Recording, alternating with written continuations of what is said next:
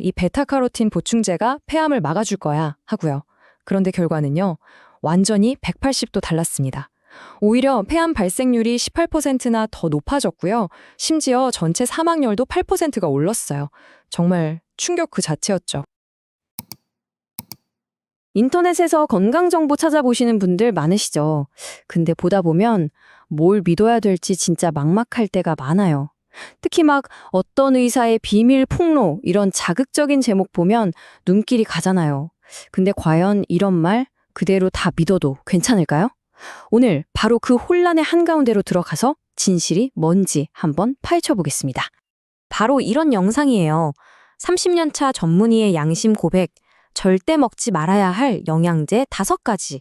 아마 한 번쯤은 보셨을 거예요. 조회수도 수백만이고 엄청나게 퍼져나갔죠. 아니 30년 경력의 전문가가 업계 비밀까지 폭로하면서 이건 절대 먹지 마세요 하고 알려준다는데 와, 이거보다 더 솔깃한 이야기가 있을까요? 그런데 말이죠. 이렇게 솔깃한 주장을 딱 들었을 때 우리가 한 걸음만 딱 뒤로 물러서서 아주 기본적인 질문 하나를 던져봐야 합니다. 이 엄청난 비밀을 알려주는 닥터 딜런이라는 사람, 대체 누구일까요? 자, 그럼 지금부터 본격적으로 한번 파헤쳐 보겠습니다. 모든 이야기의 시작은 결국 그 메시지를 전하는 사람이 누군지부터 아는 거니까요. 과연 닥터 딜런의 정체는 뭘까요? 결론부터 말씀드리면 정말 놀랍습니다. 저희가 찾아본 결과 30년 경력의 내과 전문의 닥터 딜런이라는 이 프로필과 딱 맞는 실제 검증 가능한 의사는 없었습니다. 네, 존재하지 않는 사람이었어요. 그러니까 실존 인물이 아니라 그냥 이 유튜브 채널을 위해서 만들어진 마케팅용 캐릭터, 가상의 인물이었던 겁니다. 아니, 그럼 왜 이렇게 가상의 인물이 한 말에 수많은 사람들이 열광했을까요? 여기에는 사람의 신뢰를 얻는 아주 교묘한 심리적인 장치가 숨어 있어요. 한번 보세요. 30년 경력이라고 하면 경험이 엄청 많구나 싶죠? 내과 전문의라고 하면 전문가네 하고 믿음이 가고요. 거기에 양심 고백이라는 말을 딱 붙이니까 와, 이건 업계 사람만 아는 비밀이구나 하는 생각이 들게 만드는 거예요. 이 세 가지가 합쳐지니까 우리가 의심할 틈도 없이 그냥 바로 믿어버리게 되는 아주 정교하게 설계된 덫이었던 거죠. 자, 그럼 이제 이 가상의 인물 닥터 딜런은 잠시 잊고 그가 했던 말, 즉 메시지 자체에 한번 집중해 보겠습니다. 그가 절대 먹지 말라고 경고했던 첫 번째 영양제, 바로 항산화제입니다. 이 항산화제 이야기를 제대로 하려면 먼저 영양학적 환원주의라는 개념을 꼭 알아야 해요. 말이 좀 어렵죠? 근데 아주 간단해요. 이런 생각이에요. 당근이 몸에 좋다고? 그럼 당근의 핵심 성분인 베타카로틴만 쏙 뽑아서 알약으로 먹으면 훨씬 더 좋겠네? 바로 이게 환원주의의 함정입니다. 왜냐하면 음식이라는 건 그냥 단 하나의 성분으로 이루어진 게 아니잖아요. 수백 가지 요소들이 서로 도우면서 작용하는, 말하자면 하나의 오케스트라 같은 거거든요. 이렇게 좋은 성분만 쏙 뽑아 먹는 게 얼마나 위험할 수 있는지 이걸 보여주는 아주 유명한 연구가 있습니다. 핀란드에서 남성 흡연자 거의 3만 명을 대상으로 한 엄청난 규모의 연구였어요. 처음에는 다들 기대했죠. 이 베타카로틴 보충제가 폐암을 막아줄 거야 하고요. 그런데 결과는요, 완전히 180도 달랐습니다. 오히려 폐암 발생률이 18%나 더 높아졌고요. 심지어 전체 사망률도 8%가 올랐어요. 정말 충격 그 자체였죠. 이게 베타카로틴만의 얘기가 아니에요. 비타민 E도 정말 놀라울 정도로 비슷했습니다. 호프라는 연구에서 심장병 위험이 높은 분들한테 고용량 비타민 E를 줬거든요. 그랬더니 예방 효과는커녕 오히려 심부전 위험만 13%나 높아진 거예요. 자, 이 두 연구가 우리에게 아주 명백하게 알려주는 사실이 있습니다. 음식에 들어있는 좋은 성분 하나만 쏙 떼어서 먹는 방식이 도움이 되기는커녕 오히려 우리 몸을 해칠 수도 있다는 거죠. 자, 그럼 다음으로 넘어가 볼까요? 이번엔 우리에게 정말 친숙한 영양제들이에요. 뼈 건강하면 딱 떠오르는 칼슘, 그리고 뇌 기능에 좋다고 알려진 은행잎 추출물. 과연 이 둘은 괜찮을까요? 여기서 핵심은 바로 속도입니다. 우리가 우유나 멸치 같은 음식으로 칼슘을 먹으면 우리 몸이 알아서 천천히 필요한 만큼만 흡수해요.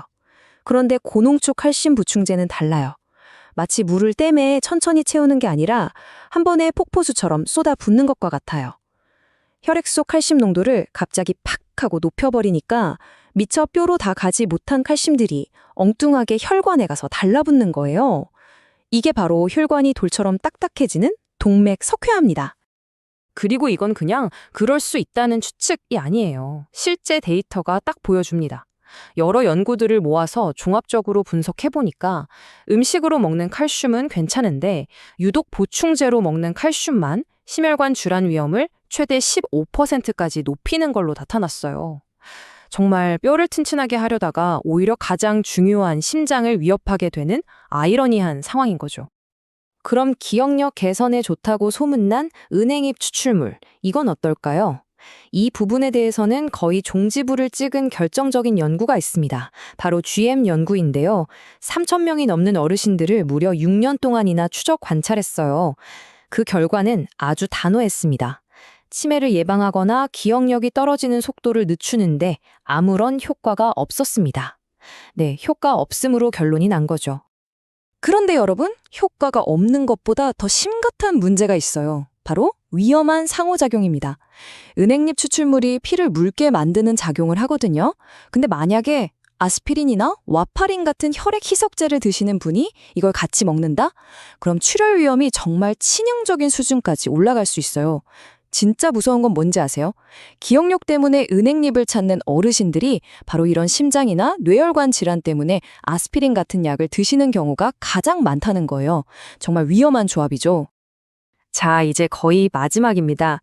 아마 많은 분들이 에이, 설마 이것까지 위험하겠어? 라고 생각하실 만한 정말 대중적인 보충제들이에요. 바로 운동하시는 분들 많이 드시는 단백질 파우더, 그리고 매일 챙겨 드시는 종합 비타민. 여기에도 숨겨진 위험이 있을까요? 한번 살펴보겠습니다. 네, 결과는 꽤 충격적입니다. 클린 라벨 프로젝트라는 독립기관이 시중에 팔리는 단백질 파우더들을 싹 조사해봤거든요. 그랬더니 상당수 제품에서 납, 비소 같은 우리 몸에 해로운 중금속들이 나온 거예요. 근데 진짜 놀란 건 뭔지 아세요? 오히려 유기농, 식물성이라고 해서 더 비싸게 파는 제품들에서 특정 중금속 수치가 더 높게 나온 경우도 있었다는 겁니다. 이건 결국 규제가 제대로 이뤄지지 않는 이 산업의 현실을 보여주는 씁쓸한 모습이죠. 그럼 건강보험처럼 매일 챙겨 먹는 종합 비타민은 괜찮을까요? 여기에도 생각지도 못한 복병이 숨어 있습니다. 바로 약물과의 상호작용이에요. 예를 들어 볼게요. 종합 비타민에 들어있는 비타민 K는 혈액을 묽게 하는 와파린이라는 약의 효과를 확 떨어뜨려서 혈전 위험을 높일 수 있어요. 또 칼슘이나 철분은 갑상선약이 우리 몸에 흡수되는 걸 방해해서 약효를 떨어뜨리고요. 매일 건강을 위해 챙겨 먹는 비타민이 정작 내가 꼭 먹어야 하는 중요한 약의 효과를 망가뜨릴 수 있다는 거. 이건 정말 꼭 기억하셔야 합니다. 자, 여기까지 듣고 나니 좀 혼란스럽고 걱정되시죠? 그럼 대체 뭘 어떻게 해야 하나 싶으실 거예요. 괜찮습니다. 이제부터는 이건 위험하다는 비판을 넘어서 이 모든 정보 속에서 우리가 어떻게 현명한 건강 결정을 내릴 수 있는지 그 구체적인 방법을 알아보겠습니다. 수많은 연구와 데이터가 공통적으로 가리키는 가장 중요하고 또 가장 명확한 원칙은 딱 하나입니다. 바로 음식이 먼저다 라는 Food First 원칙이에요.